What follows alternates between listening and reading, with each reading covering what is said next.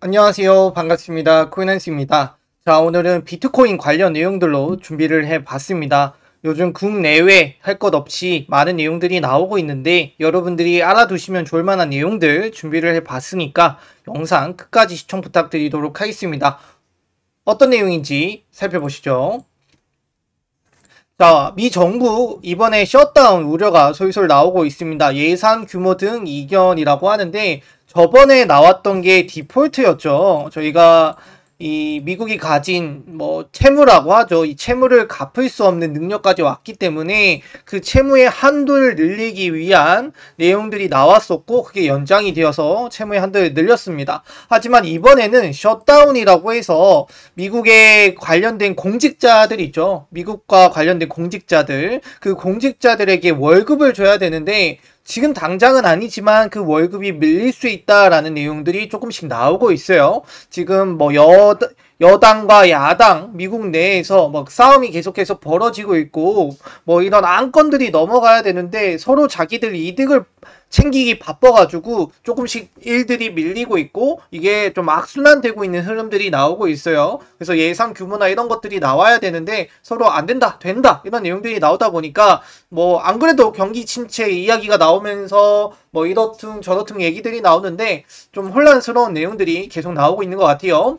미국 은행 위기가 계속 지속이 되고 있습니다. 캘리포니아 은행과 팩웨스트 은행이 합병을 하는데 팩웨스트 은행이 캘리포니아 은행에 합류한다라고 보시면 될 것 같아요. 그래서 팩웨스트 은행은 주가가 거의 한 20% 30% 떨어지는 모습을 보여줬고요. 캘리포니아 은행은 반대로 주가가 올라가는 모습을 보여줬습니다. 자, 예전에 은행 관련 내용들이 많이 나왔었죠. 누가 파산한다, 뱅크런한다 이렇게 나왔는데 이게 끝난 줄 알았는데 아니었던 거예요. 사실은 미국 내부 안에서도 이 은행 관련해서 우리가 알게 모르게 예전부터 조금씩 썩어왔던 내용들이 이제야 터지고 있는 내용들이 나오고 있어요. 그래서 무작정 해결됐다라고 보기는 힘든 내용들이 좀 나오고 있어요. 이렇게 되면 미국의 경제 자체가 많은 전문가들이 50% 이상 경기 침체 없다라고 판단을 하고 있는 것 같은데 그 판단한 비율이 조금 낮아질 수 있다라는 점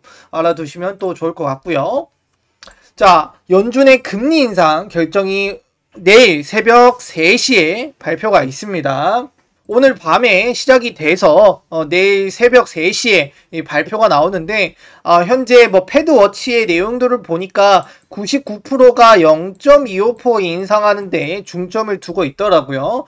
결과론적으로 봤을 때 5.50 정도가 나올 예측이 높다라는 점 알아두시면 좋을 것 같고 올해 9월, 11월, 12월 총 3차례의 FOMC가 아직 남아 있습니다. 이 FOMC에서 어떤 금리 결정이 나오는지에 따라서 시장의 상승과 하락이 나올 수 있다라는 점을 좀 알아두시면 좋을 것 같고 요 결과가 나온 내용들은 제가 운영하고 있는 카톡방에서 매일 아침에 어떻게 해석을 해야 되고 어떻게 받아들여야 되고 그다음에 장기적인 단기적인 측면으로 어떻게 접근해야 되는지 가르쳐 드리고 있으니까 꼭 참여 부탁드리도록 하겠습니다. 자, 비트코인 차트를 볼 텐데 아무래도 FOMC 전이다 보니까 비트코인도 힘을 못 쓰고 있어요.